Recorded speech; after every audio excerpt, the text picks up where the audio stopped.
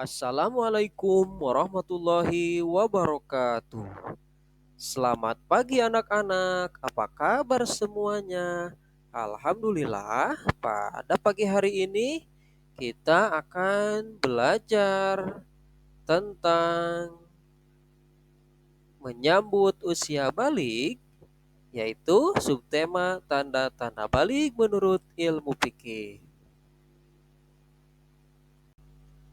Nah, anak-anak, sebelum dimulai, kita awali terlebih dahulu dengan berdoa.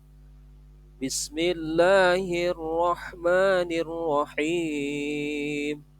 Raditu billahi rabba wa bil islami dina wa bi Muhammadin nabiyyan wa rasula. Rabbi zidni ilma warzuqni fahma birahmatika ya arhamar rahimin. Amin ya Allah ya rabbal alamin. Semoga doanya diijabah oleh Allah Subhanahu wa taala. Baiklah anak-anak, tujuan pembelajaran hari ini yang pertama mengidentifikasi tanda-tanda balik menurut ilmu fikih. Yang kedua, menganalisis dampak psikologis dari perubahan fisik saat balik. Dan yang ketiga, menyusun laporan analisis tentang tanda-tanda balik menurut ilmu fikih dan cara menghadapinya. Anak-anak, apakah kalian pernah mendengar istilah balik? Ayo, apa balik itu? Balik berasal dari bahasa Arab yang artinya sampai. Balik adalah sampainya usia seseorang pada kedewasaan. Balik juga disebut sebagai sebuah masa ketika seseorang mulai dibebani dengan syariat Islam. Selain balik, terdapat istilah akil yang artinya berakal.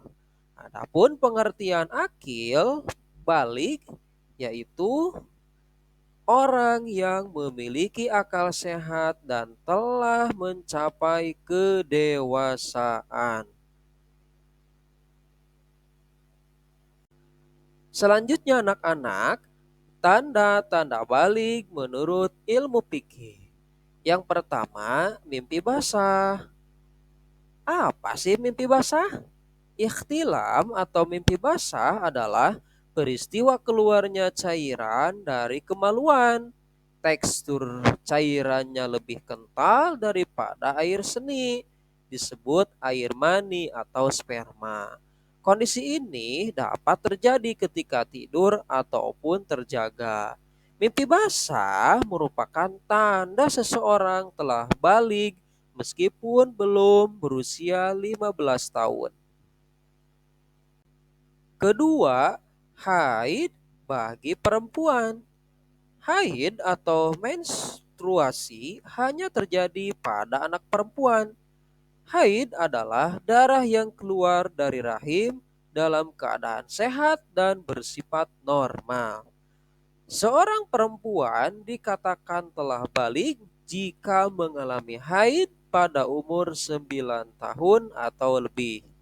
Apabila anak perempuan haid sebelum umur 9 tahun, maka dia dianggap belum balik.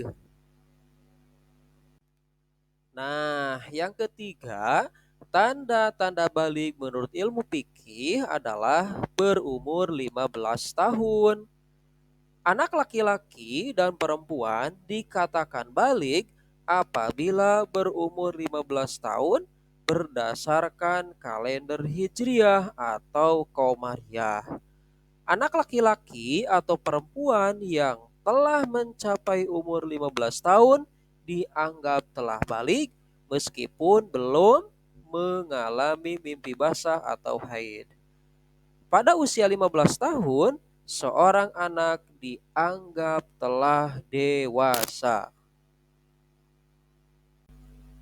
Anak-anak, Yang perlu kalian ketahui juga, masa balik itu adalah salah satu tanda fase pertumbuhan anak dalam Islam yang dikenal dengan masa pubertas.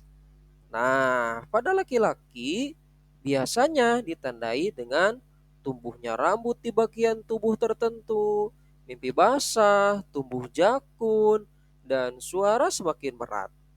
Nah, sedangkan pada perempuan ditandai dengan tumbuhnya rambut di bagian tubuh tertentu, menstruasi, suara semakin nyaring, dan tumbuhnya payudara. Anak-anak, apakah kalian telah mengalami salah satu tanda balik yang telah dijelaskan sebelumnya?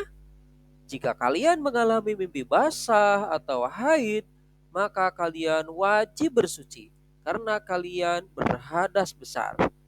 Nah, bagaimana tata cara bersucinya? Caranya, yang pertama, kalian harus berniat mandi wajib. Niatnya, nawaitul gusla li rofil hadasil akbari fardhu lillahi ta'ala.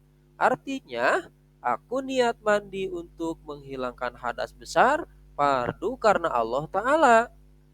Yang kedua, membasuh kedua tangan hingga pergelangan tangan sebanyak 3 kali. Yang ketiga, membasuh kemaluan dengan tangan kiri hingga bersih. Yang keempat, bersihkan tangan kiri dengan sabun atau sejenisnya. Yang kelima, berwudu sebelum mandi. Yang keenam, menyela-nyela pangkar rambut dengan jari tangan yang dibasahi. Yang ketujuh, menyiram air ke kepala hingga seluruh tubuh sebanyak 3 kali dan mandi seperti biasa. Anak-anak, ketika bermimpi basah, keluarnya air mani atau sperma, kemudian haid bagi perempuan, itu dikategorikan hadas besar.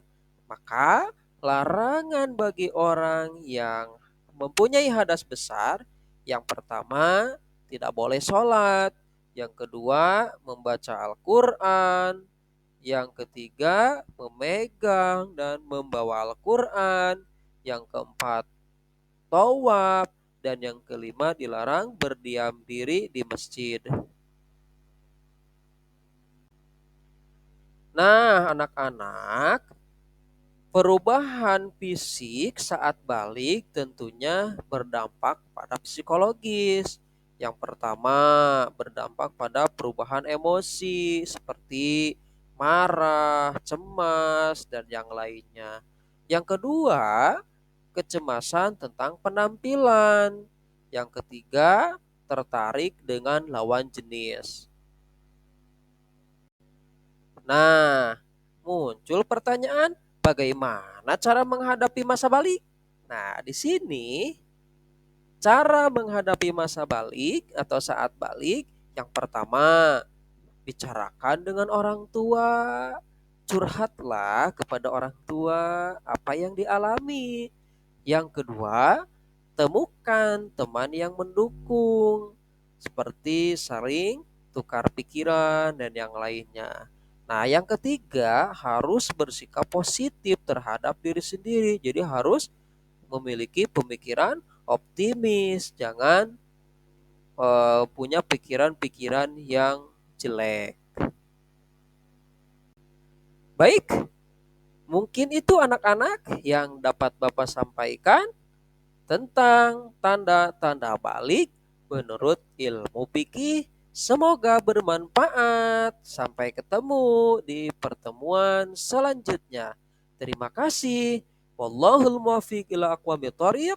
Wassalamualaikum warahmatullahi wabarakatuh.